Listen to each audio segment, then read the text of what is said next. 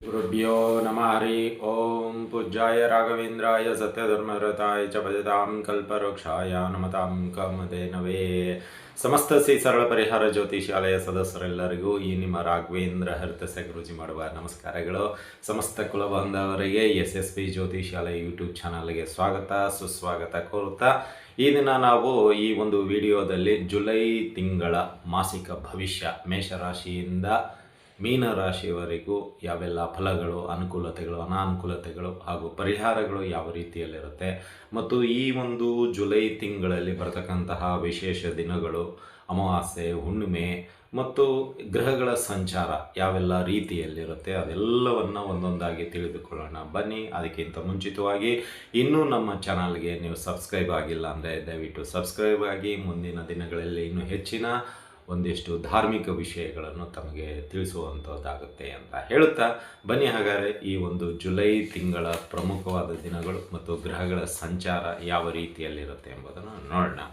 ಇಲ್ಲಿ ಜುಲೈ 1ನೇ ತಾರೀಕು ಶನಿ ಮೀನರಾಶಿಯಲ್ಲಿದ್ದಾರೆ, ರಾಹು ಕುಂಭರಾಶಿಯಲ್ಲಿದ್ದಾರೆ, ಚಂದ್ರ ಧನುಸ್ ರಾಶಿಯಲ್ಲಿ ಇದ್ದಾರೆ. ಇನ್ನು ಕುಜ ಬಂದುಬಿಟ್ಟು ವೃಷಭ ರಾಶಿಯಲ್ಲಿ, ರವಿ ಮಿಥುನ ರಾಶಿಯಲ್ಲಿ, ಒಂದೇ ರಾಶಿಯಲ್ಲಿ ಗುರು ಶುಕ್ರ ಬುಧ ಇದ್ದಾರೆ. ಸೊ ಅದು ಕರ್ಕಾಟಕ ರಾಶಿ. ಇನ್ನು ಅದೇ ರೀತಿಯಾಗಿ ಕೇತು ಸಿಂಹ ರಾಶಿಯಲ್ಲಿ ಇದ್ದಾರೆ. ಇನ್ನು ಈ ಒಂದು ತಿಂಗಳಲ್ಲಿ ಬದಲಾವಣೆ ಅಂತ ನೋಡೋದಾದರೆ ಶುಕ್ರ 4ನೇ ತಾರೀಕು ಬದಲಾವಣೆ ಆಗುವಂಥದ್ದಾಗುತ್ತೆ.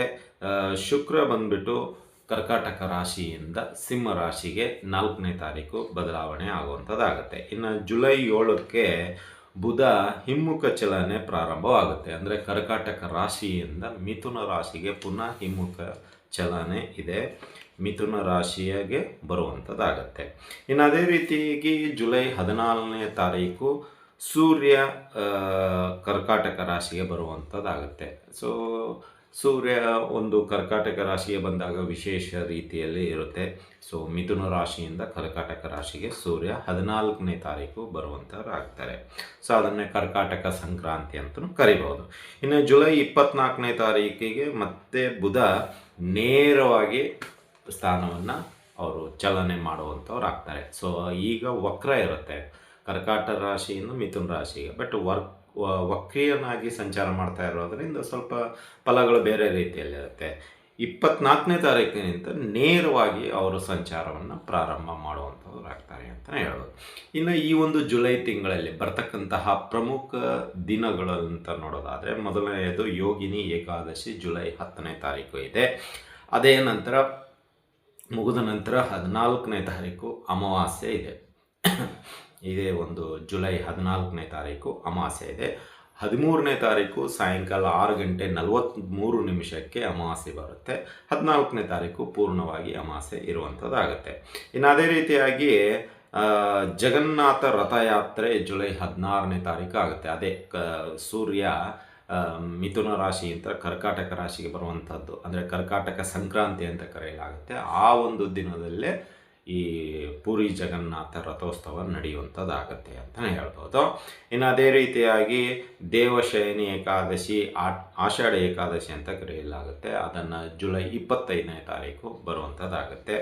ಇನ್ನು ಹುಣ್ಣಿಮೆ 29ನೇ ತಾರೀಕು ಬರುತ್ತೆ. ಅದನ್ನು ಗುರು ಪೂರ್ಣಿಮಾ ಹುಣ್ಣಿಮೆ ಅಂತಲೂ ಕರೆಯುತ್ತೆ, ವೇದವ್ಯಾಸ ಹುಣ್ಣಿಮೆ ಅಂತಲೂ ಕರೆಯಲಾಗುತ್ತೆ ಅಂತಲೂ ಹೇಳ್ಬೋದು. ಇದಿಷ್ಟು ಗ್ರಹಗಳ ವಿಚಾರಗಳನುಗುಣವಾಗಿ ಗ್ರಹಗಳ ಸಂಚಾರ ಮತ್ತು ಪ್ರಮುಖವಾದ ದಿನಗಳು ಇವೆಲ್ಲವೂ ಒಳಗೊಂಡಂತೆ ಇನ್ನು ಜಾತಕ ವಿಮರ್ಶೆ, ಉಪನಯನ, ಗೃಹ ಪ್ರವೇಶ, ನಾಮಕರಣ, ಇನ್ನಿತರ ಶುಭ ಕಾರ್ಯಗಳಿಗೆ, ವಾಸ್ತು ಸಲಹೆ ಸೂಚನೆಗಳಿಗೆ, ಏನಾದರೂ ಸಂದೇಹ ಸಲಹೆ ಸೂಚನೆಗಳು ಅಥವಾ ಜಾತಕಕ್ಕೆ ಸಂಬಂಧಪಟ್ಟಂತಹ ಪರಿಹಾರಗಳು ಏನಾದರೂ ತಿಳಿದುಕೊಳ್ಳೋದಿದ್ದರೆ ನಮ್ಮ ವೈಯಕ್ತಿಕ ನಂಬರಾದ 7676762066 ಈ ನಂಬರಿಗೆ ಕರೆ ಮಾಡಿ ನಿಮ್ಮ ಒಂದು ಸಮಸ್ಯೆಗಳಿಗೆ ಪರಿಹಾರವನ್ನು ತೆಗೆದುಕೊಳ್ಳಬಹುದು ಅಂತ ತಿಳಿಸುತ್ತಾ ಬನ್ನಿ. ಹಾಗಾದರೆ ಈಗ ಮೇಷರಾಶಿಯಿಂದ ಮೀನರಾಶಿಯವರೆಗೂ ಒಂದೊಂದು ರಾಶಿಯನ್ನು ವಿವರವಾಗಿ ತಿಳಿದುಕೊಳ್ಳೋಣ ಬನ್ನಿ.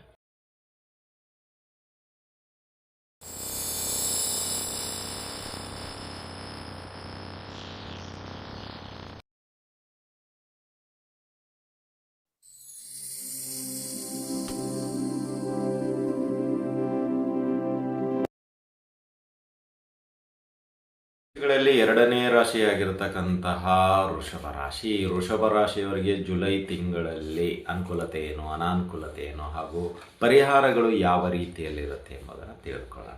ಇಲ್ಲಿ ಒಂದು ವೃಷಭ ರಾಶಿಯವರಿಗೆ ಈ ಒಂದು ಜುಲೈ ತಿಂಗಳಲ್ಲಿ ನೋಡೋದಾದರೆ ಸ್ವಲ್ಪ ಮಿಶ್ರ ಫಲಗಳು ಅಧಿಕವಾಗಿದೆ. ಅಂದರೆ ನಿಮಗೆ ಈ ಕಡೆ ನಷ್ಟನೂ ಇಲ್ಲ, ಲಾಭನೂ ಇಲ್ಲ, ಇರೋ ಒಂದು ಲೆವೆಲಲ್ಲಿ ಓಕೆ ಅನ್ನೋ ಹಂತಕ್ಕೆ ಈ ಒಂದು ತಿಂಗಳು ವೃಷಭ ರಾಶಿಯವರಿಗೆ ಇರುತ್ತೆ.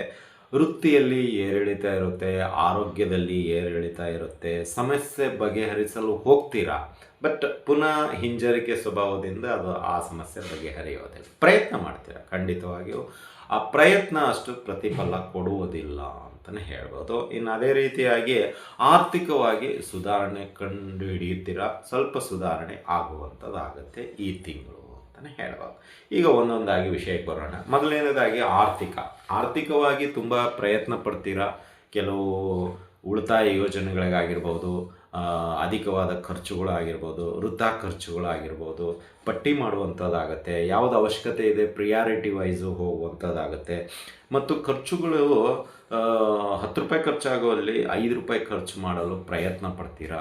ಕೆಲವು ವೈಯಕ್ತಿಕವಾಗಿ ತ್ಯಾಗ ಮಾಡುವಂಥದ್ದಾಗುತ್ತೆ. ಅಂದರೆ ಯಾವುದಾದ್ರೂ ನಿಮ್ಮದು ಟೀ, ಕಾಫಿ ಅಥವಾ ಟಿಫನ್ ಹೊರಗಡೆ ಏನಾದರೂ ಮಾಡುವಂಥದ್ದಿದ್ದರೆ ಈ ತಿಂಗಳು ಅದಕ್ಕೆ ಕಡಿವಾಣ ಹಾಕುವಂಥದ್ದಾಗುತ್ತೆ. ಅಂದರೆ ನಿತ್ಯ 50 ರೂಪಾಯಿ ಖರ್ಚಾಗ್ತಾ ಇದ್ದರೆ ತಿಂಗಳಿಗೆ 1,500 ಬಚಾವಾಗುತ್ತೆ. ಅದೇ 1,500 ಈ ಒಂದು ಕರೆಂಟ್ ಬಿಲ್ಗೋ ಮತ್ತೊಂದಕ್ಕೂ ಆಗುತ್ತೆ ಅನ್ನೋ ಒಂದು ಕಾನ್ಸೆಪ್ಟು ತುಂಬ ವರ್ಕೌಟ್ ಆಗುವಂಥದ್ದಾಗುತ್ತೆ. ಅಂದರೆ ಈ ಉದಾಹರಣೆ ಹೇಳ್ತಾ ಇದ್ದೀವಿ. ಈ ರೀತಿಯಲ್ಲಿ ನೀವು ಈ ತಿಂಗಳು ಪ್ರಯತ್ನ ಮಾಡುವಂಥವ್ರು ಆಗ್ತೀರಾ ಅಂತಲೇ ಹೇಳ್ಬೋದು. ಇನ್ನು ಅದೇ ರೀತಿಯಾಗಿ ಈ ತಿಂಗಳಲ್ಲಿ ಆರ್ಥಿಕವಾಗಿ ತುಂಬ ಉಳಿತಾಯಕ್ಕೆ ಎತ್ತಿದ ಕೈ ಅಂತಲೇ ಹೇಳ್ಬೋದು. ಅಷ್ಟು ಪ್ರಯತ್ನ ಮಾಡ್ತೀರಾ.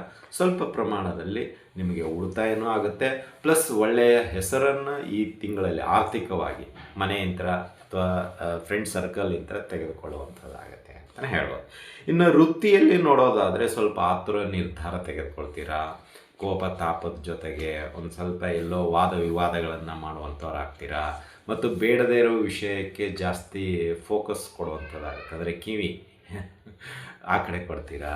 ನಿಮ್ಮ ಕೆಲಸ ಬಿಟ್ಟು ಆ ಕಡೆ ನಿಮ್ಮ ಸಮಯವನ್ನು ವ್ಯರ್ಥ ಮಾಡುವಂಥದ್ದಾಗತ್ತೆ. ಇದರಿಂದ ಏನಾಗುತ್ತೆ ಅಂದರೆ ಕೆಲಸ ಪೆಂಡಿಂಗ್ ಬೀಳುತ್ತೆ, ಪೋಸ್ಟ್ಪೋನ್ ಆಗುತ್ತೆ, ಅಥವಾ ನೀವು ಟಾರ್ಗೆಟನ್ನು ರೀಚ್ ಮಾಡಲಿಕ್ಕಾಗಲ್ಲ. ಅವ್ರು ಹೇಳಿರೋದ ಸಮಯದಲ್ಲಿ ನೀವು ಆ ಫೈಲನ್ನು ಕೊಡಲಿಕ್ಕೆ ಸಾಧ್ಯ ಆಗೋದಿಲ್ಲ. ಇದರಿಂದ ವಾದ ವಿವಾದಗಳು ಎತ್ತರ ಹಂತಕ್ಕೆ ಹೋಗುತ್ತೆ, ನೋಟಿಸ್ ಕೊಡೋ ಹಂತಕ್ಕೂ ಬರ್ಬೋದು.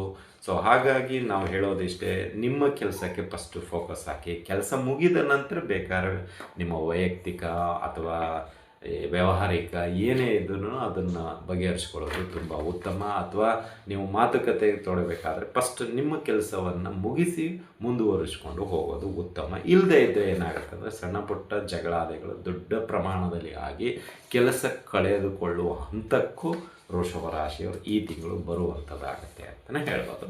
ಇನ್ನು ವ್ಯಾಪಾರದ ದೃಷ್ಟಿಗೆ ಬರೋದಾದರೆ ಈ ತಿಂಗಳು ಅಷ್ಟು ಲಾಭನೂ ಇಲ್ಲ, ಅಷ್ಟು ನಷ್ಟನೂ ಇಲ್ಲ ಅನ್ನೋ ಹಂತಕ್ಕಿರುತ್ತೆ. ಸ್ವಲ್ಪ ಪ್ರಮಾಣದಲ್ಲಿ ಲಾಭ ಬಂದಿದೆ ಅನ್ನೋದರಲ್ಲೇ ಖರ್ಚುಗಳು ಅದೇ ಎತ್ತರ ಹಂತಕ್ಕೆ ಇರುತ್ತೆ.